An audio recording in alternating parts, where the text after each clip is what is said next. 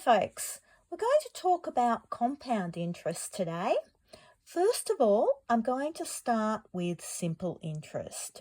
So this is when you calculate your interest on the principal, the amount you start with, at one point at the end of the time period. So our formula for that is interest equals the principal times the rate times the time. Now, key thing is to change your interest rate to either a decimal or a fraction.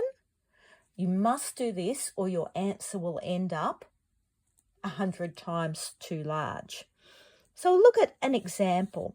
If we've got $100 at 5% interest for 10 years, we write out our formula, we put in our values, not forgetting to change to 0.05 from 5%, and we find we make $50 interest.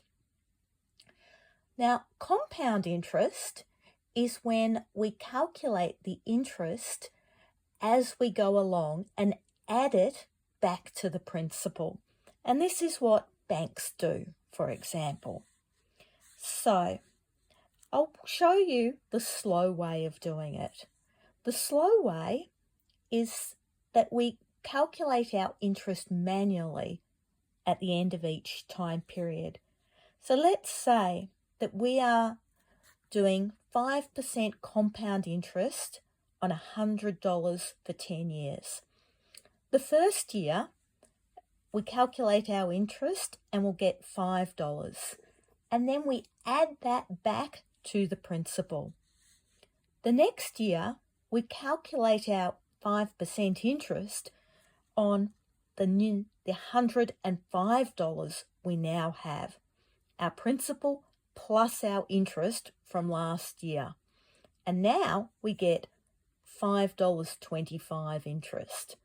And we add that back into the bank account onto the amount we have there.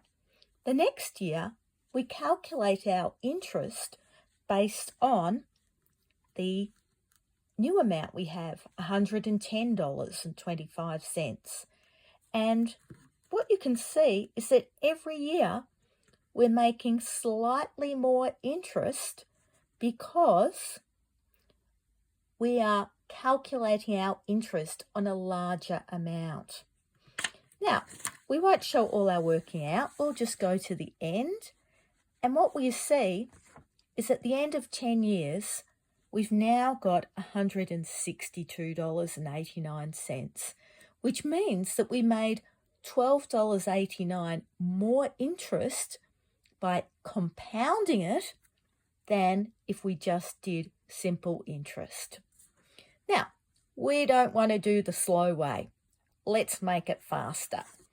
So, over the page, we have a formula for this. This is our amount that we end up with in the bank. So it's the principal plus our interest.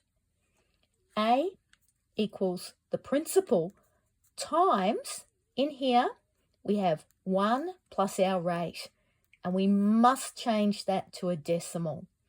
And then an exponential for n, the time. So let's look at how to do our calculation. What we do is we write out our formula and we put in our values. So here, A, our amount, is going to be principal 100 times 1 plus 0.05, and this 1 plus 0.05 is to the power of 10. So that is like having 1.05 times 1.05 times 1.05 times 1.05 times 1.05 and so on. Now, there is a quicker way to work that out there. We can use this button here, x to the power of y, on our calculator. If you've got a scientific calculator, it should have this button. Or if you're using an iPhone calculator app, turn the phone sideways and you will get the scientific calculator. So what you do is you put in 1.05, the X to the Y button, and then 10 equals. So our X value is the 1.05, 1 plus 0.05 from up here. Our Y value is our 10n. Another hint, you must remember to change your percentage to a decimal. I'll finish there and I will do a follow-up tomorrow. Thank you.